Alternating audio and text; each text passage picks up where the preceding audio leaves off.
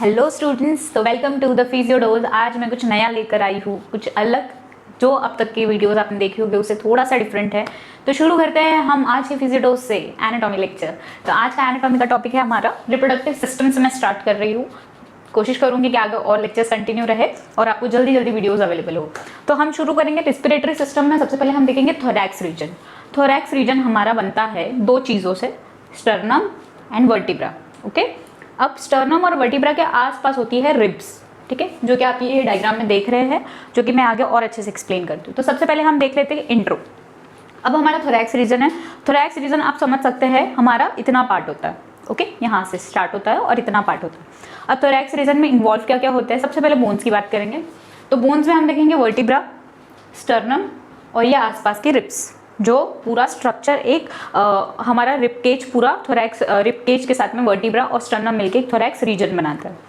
अब thorax reason का bones तो पार्ट देख लिया हमने। अब सॉफ्ट पार्ट में जाते हैं। सॉफ्ट में सबसे पहले हम देखेंगे मसल्स इन्वॉल्व होती है।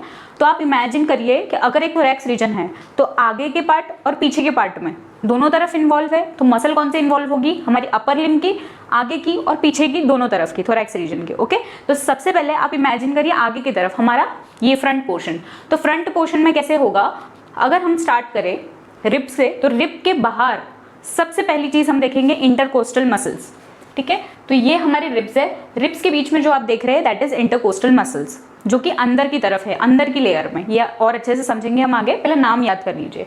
नेक्स्ट है एक्सटर्नल वर्टिब्रा, ठीक है। एक पूरा पूरा रिब केज बन रहा है, एक फ्रंट एक बैक और पास में रिब्स। देखिए ये ह्यूमन बॉडी है, ओके। तो ये वाला जो पोर्शन होगा ये हमारा थोरैक्स रीजन है। अब जो रिब्स है हमारी वो पीछे की तरफ भी ऐसे आप फील कर सकते रहोगे और आगे की तरफ भी सेम होती है। तो इसी अकॉर्डिंगली वर्टिब्रा से भी रिब्स अटैच होती है और स्टर्नम से भी रिब्स अटैच होती है।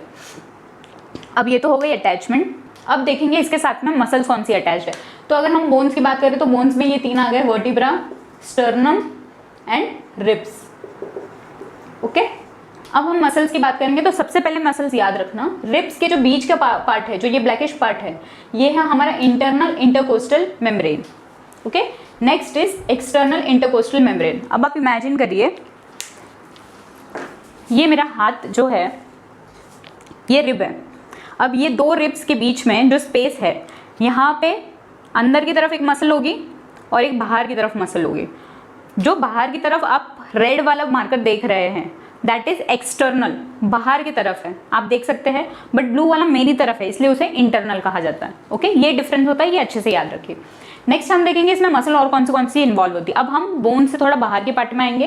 तो अब हम देखेंगे सबसे पहले आगे के पोर्शन में, फ्रंट में हमारा थोरैक्स जो रीजन है उसमें होता है पेक्टोरैलिस मेजर और पेक्टोरैलिस माइनर। दो मसल बहुत ही कॉमन है थोरैक्स के, कि आपको याद रखने होंगे। फिर नेक्स्ट हम पीछे की तरफ जाते हैं, पोस्टीरियरली देखेंगे तो ट्रेपेजियस सबसे बड़ी मसल, फिर सेरेटस एंटीरियर जो कि रिब्स के बीचों बीच ही होता है। ये रिब्स है सपोज, तो यहाँ पे पूरी तरीके से सेरेटस एंटीरियर बना हुआ होता है, आप एनाटॉमी की बुक में देख सकते हैं। फिर लेटिसमस डॉर्साई थोड़े से लोअर लंबार रीजन की तरफ हो गया, levator scapula, rhomboids major and minor. तो ये सारी हो गई बैक की मसल्स इन्वॉल्विंग दिस, और ये हमारी हो गई फ्रंट के मसल्स।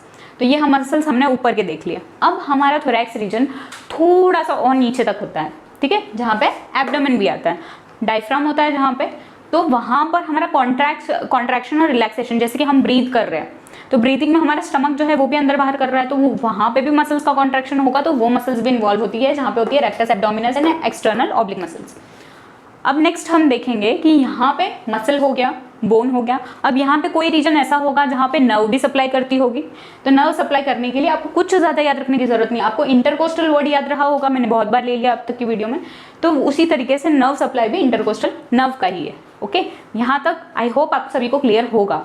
इसी तरीके से पढ़िए स्टूडेंट्स, बहुत ईजिली अवेलेबल होगा।